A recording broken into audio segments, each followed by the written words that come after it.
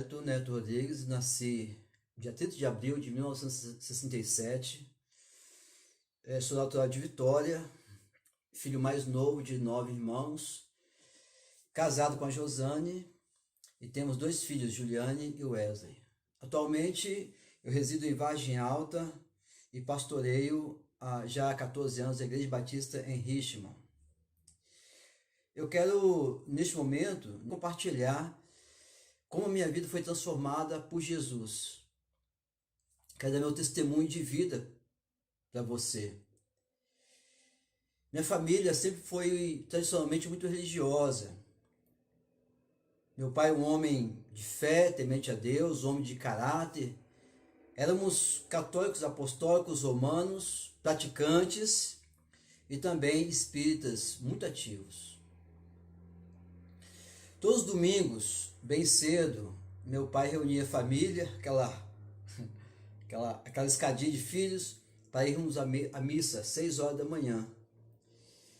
Eu vivi minha adolescência cumprindo vários rituais, vela para as almas, procissões, procissão dos homens, devoções a vários santos e outros. Fui coroinha na igreja, em 2 comunidades e fui líder de jovens. Minha família sempre foi festeira, né? E quase todos os finais de semana frequentava os forrós, casas de forrós, e eu ia para os rock and roll da vida. Tinha muitas tardes dançantes naquela época, tinha muitos clubes de times que à noite, sábado à noite, tinha tarde dançante, e a gente ali dançava, bebia, fumava, né?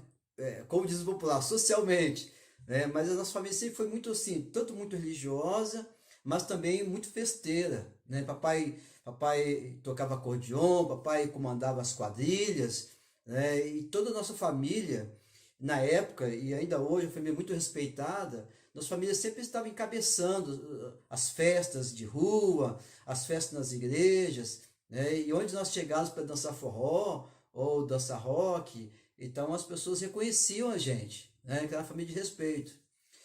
E meus pais também tinham assim, mantinham plantas, tipo Espada de São Jorge, Pé de Arruda, Comigo Ninguém Pode. Em frente da nossa casa, assim, porque entendiam que aquelas plantas nos livravam do mal, né? Todos os domingos pela manhã e à noite, e eu ia à igreja, de manhã ia em uma comunidade com toda a família, né, na missa das 6 horas, e à noite eu ia em outra comunidade, né, para participar das programações. Eu participava nas 2 comunidades, né? Mas também nas segundas e sextas-feiras nós frequentávamos o terreiro de Macumba, e em nossa própria casa também. Eu tinha um tio meu que recebia entidades, né, de quem eu era ajudante, e eu sei que era assim, em relação à vida em si, foi um tempo de muitas crendices, né, de se envolver com muitas coisas ao mesmo tempo. Para a época, parece que tipo assim, nós tínhamos uma vida muito boa, tranquila, uma família muito respeitada. Tudo que a gente fazia, pegava para fazer, tomava frente para fazer, e fazia, procurava fazer da melhor maneira possível. Naquela época, tudo parecia muito bom e normal, né? Mas eu lembro de um versículo, 2 Coríntios 4,4, que fala que o Deus desse século cegou os entendimentos dos incrédulos, para que não lhes resplandeça a luz do Evangelho da glória de Cristo, né? E aí as pessoas possam crer na palavra de Deus. Entendeu? Eu lembro assim, como se fosse hoje, né? Ao mesmo tempo que mamãe tinha inveja, às vezes aos domingos passar as pessoas, os crentes ali em frente à nossa casa, né? Tudo bonitinho, para a igreja de manhã, de noite, e eu percebi que mamãe tinha inveja, assim, ver os filhos arrumadinhos, fazendo isso também. Ao mesmo tempo, era uma época de chacota, a gente brincava com os crentes, a gente fazia chacota dos crentes, né? A gente não havia nenhuma conexão, né? Por quê? Porque a gente sempre entendeu que nós estávamos servindo a Deus. Nós sempre entendemos que a gente estava no caminho certo, né? Aos 15 anos de idade, aconteceu que é, sempre havia trabalho lá em casa mesmo, abrir corpo, fechar corpo e tal. E meu tio estava possuído lá por uma entidade, né?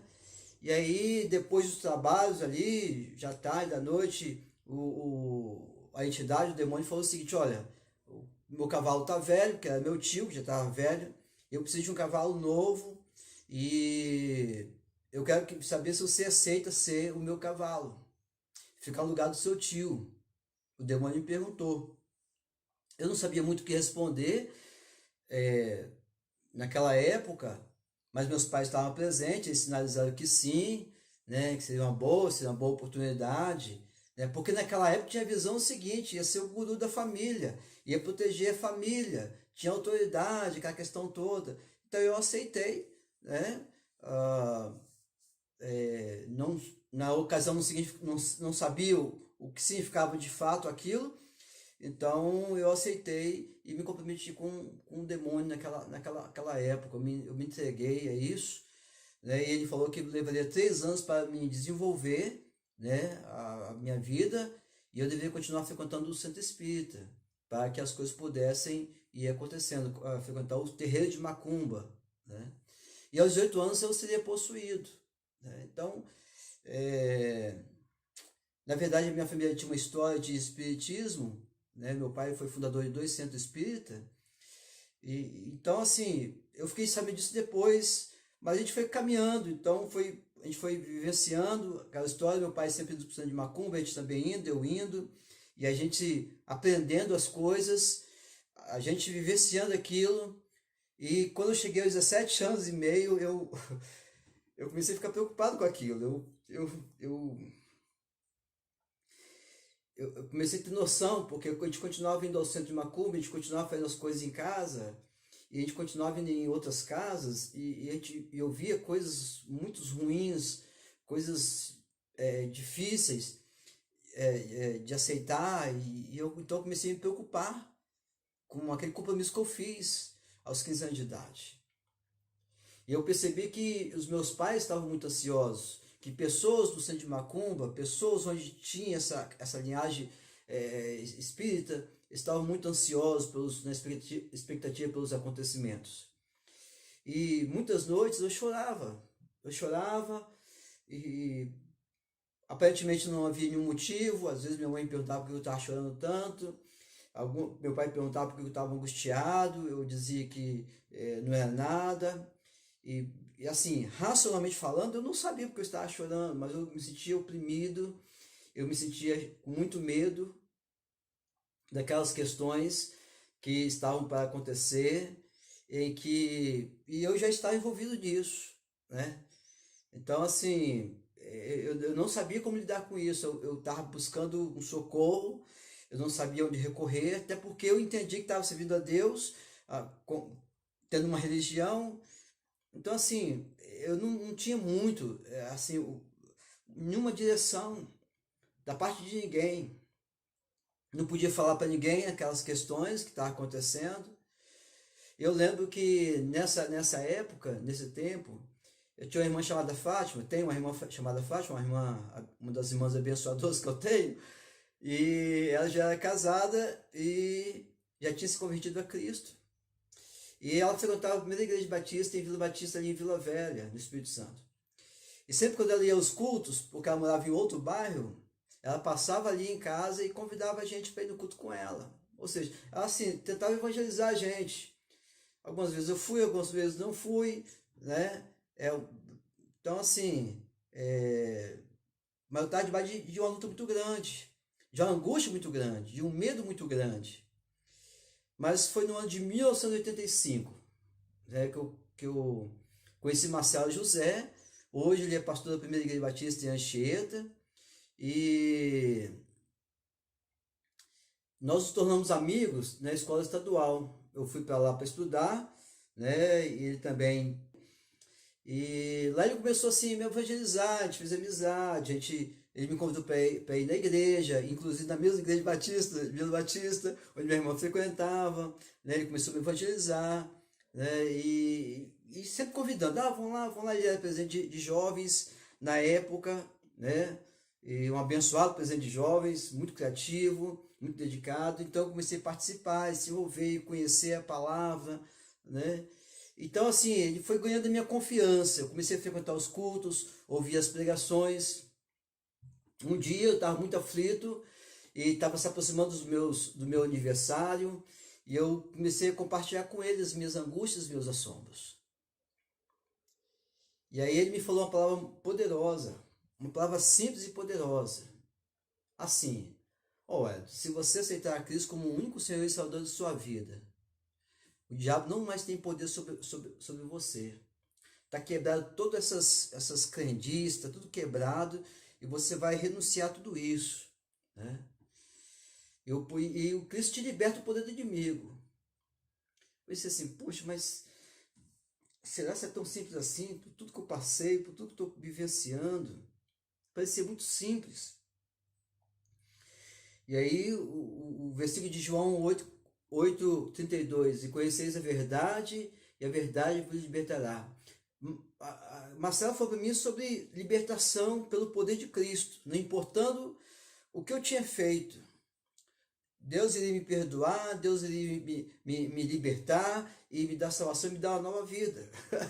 Tudo que eu mais queria, eu estava cheio de medo, é o que eu mais ansiava, eu queria uma solução, eu queria uma esperança, eu queria me libertar daquilo. Eu tava todo opresso, eu não podia falar com os meus pais porque eles ansiavam por aquilo. Eles entendiam que era o certo, mas eu no meu espírito, dentro de mim, eu estava com medo. E aí, foi chegando a semana do meu aniversário, eu, eu comecei a pensar o que, que eu iria fazer da minha vida, como que eu ia lidar com aquilo, e com aquela palavra dizendo, se você aceitar Cristo como Salvador, você vai ser liberto, o diabo não vai ter mais poder sobre a sua vida. Aí eu entendi, naquela semana do meu aniversário de 18 anos, eu entendi que se eu quisesse uma nova vida, se eu quisesse me libertar daquele mal, eu precisava tomar então uma nova decisão agora totalmente consciente das minhas ações.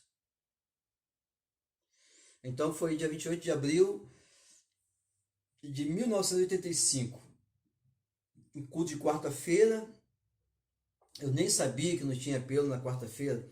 Naquela época as igrejas faziam muito apelo, todo domingo tinha apelo, né? Domingo, às vezes culto de jovens no sábado. E na quarta-feira não tinha apelo. Mas eu não sabia disso, eu ainda era visitante, né? E aí eu fui planejando assim, eu vou aceitar Jesus e pronto. Eu aceitei Jesus, então tá resolvido, né? E eu acho interessante que eu cheguei lá até mais cedo pro culto e naquela expectativa, a hora que o pastor vai cantar o hino e vai mandar levantar a mão e fazer o apelo, e eu percebi que então teve hino, teve o estudo bíblico, e aí mais um hino, e eu só vi quando o pastor falou o seguinte, olha, agora nós vamos ouvir os pedidos de oração, depois nós vamos orar em duplas, depois da oração o culto está encerrado, né? Depois que, enquanto as pessoas estavam fazendo pedido de oração, eu estava ficando desesperado, porque cadê o momento para me aceitar Jesus? Cadê o momento de apelo? Né? Que anteriormente eu tinha medo do momento de apelo, né? Porque mexe com a gente. Mas naquela quarta-feira eu estava querendo que tivesse um momento de apelo para me aceitar Jesus, entregar minha vida a Cristo. E eu vi que acabou os pedidos de oração e todo mundo se ajoelhou e tal. E eu fiquei assim meio atordoado, então o pastor se ajoelhou lá no primeiro banco da igreja, do templo, e eu fui lá até o pastor e chamei ele, falei assim, pastor, ele falou, espera um minutinho, que eu estou orando. Eu falei, pastor, agora, pastor, pelo amor de Deus, canta o hino, faz apelo, eu quero aceitar Jesus. Aí ele acabou de orar rapidamente, falou, irmão, só um minutinho, vamos cantar o hino aqui, tem alguém querendo entregar o seu coração para Jesus. E aí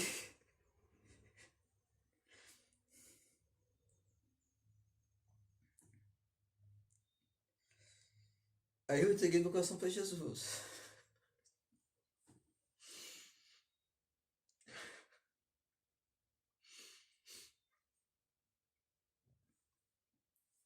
foi tão bom, foi tão aliviador.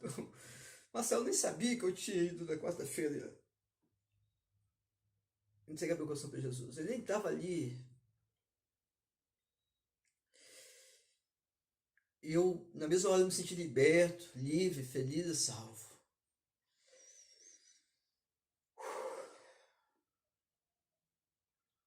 Bom, aí chegou a sexta-feira, dia 30 de abril, o meu aniversário. Para a honra e glória do nome do nosso Deus, nada aconteceu comigo. Eu também não estava expectativa não, porque, assim, eu aceitei a palavra que eu recebi na hora que eu fui evangelizado, e eu entendi realmente que eu recebi a libertação, eu precisava disso.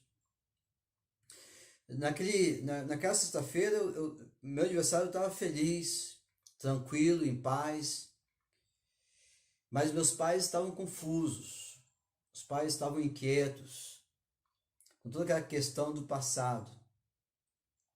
No sábado pela manhã, depois que eu acordei, minha mãe me fez uma abordagem. Ela disse: Meu filho, o que está acontecendo?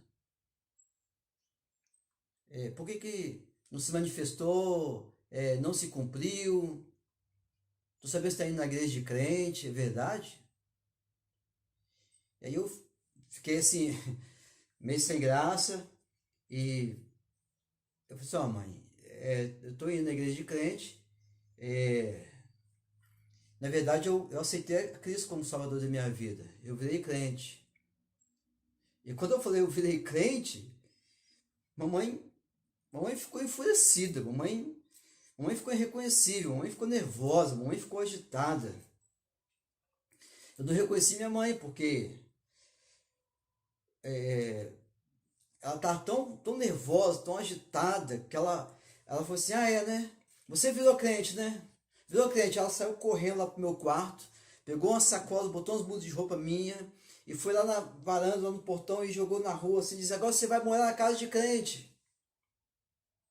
Eu não sabia qual reação ter. Eu comecei a chorar, eu não sabia o que fazer, eu não entendia muito o que estava acontecendo, na verdade, porque eu era muito ligado à minha mãe. Eu sou caçula de 9 filhos, né? Minha mãe não sabia ler, então onde ela ia, ela me carregava para pegar o ônibus, saber o número do ônibus, saber a trajetória do ônibus, quando chegar nas lojas, falar o preço para ela, falar as coisas, ler para ela. Eu era os olhos da minha mãe.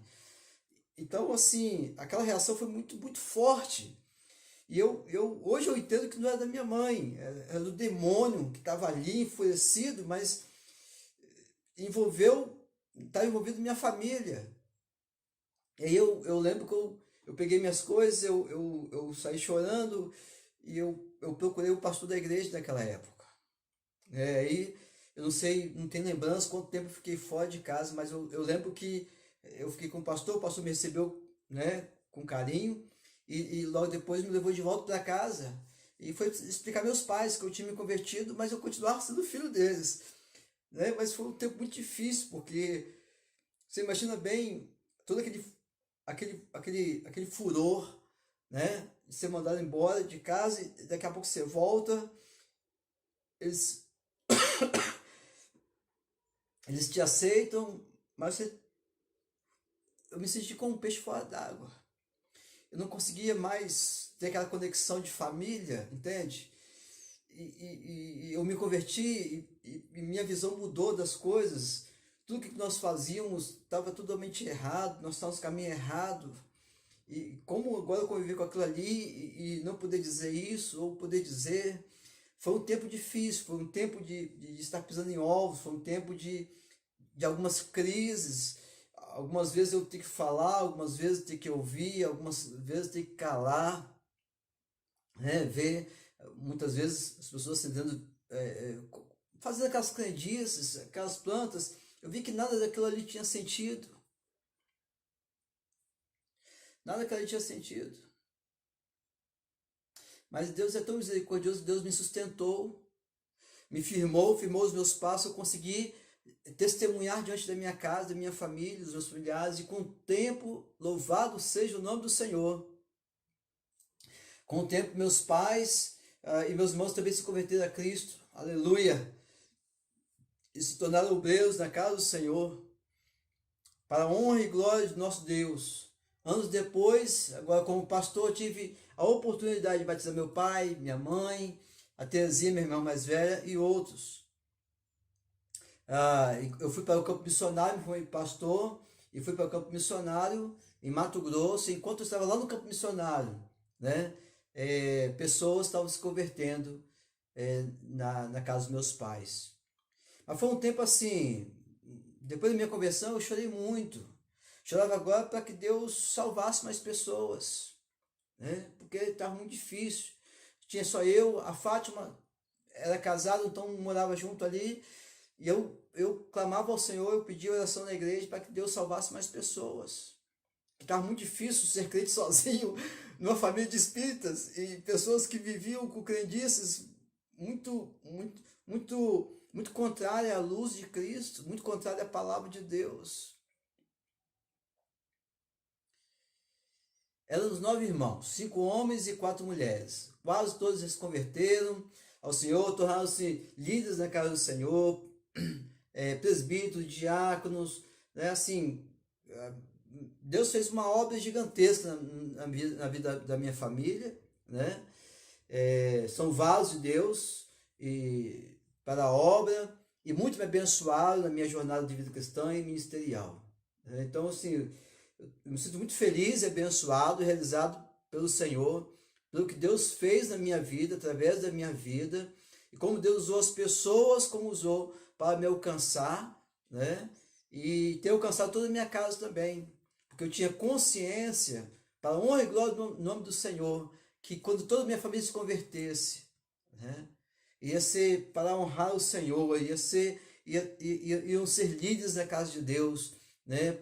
Porque a gente sempre foi muito ativo, a gente sempre queria fazer mais, a gente sempre quis servir ao Senhor.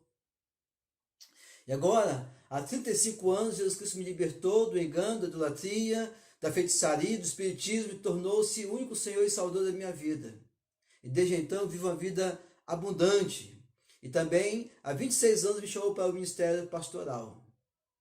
Então eu quero dizer como o apóstolo Paulo, né? Lá em Atos 20, 24, mas em nada tenho a minha vida por preciosa, contando que cumpra com alegria a minha carreira e ministério que recebi do Senhor Jesus Cristo, para dar testemunho do Evangelho da graça de Deus. Então esse é o meu testemunho, que Deus te abençoe, e que esse testemunho, essa palavra possa abençoar a sua vida, possa te encorajar a entregar a sua vida para Jesus, e saber que existe algo novo te esperando, uma vida abundante esperando. Se liberte pelo poder que é no nome de Jesus, pelo sangue de Jesus, pelo nome de Jesus. Procure uma igreja evangélica mais próxima da sua casa, uma igreja que pregue a palavra, que pregue Jesus como único Senhor e Salvador da sua vida, uma igreja que leve você a uma experiência real e pessoal com Deus. Amém? Deus abençoe.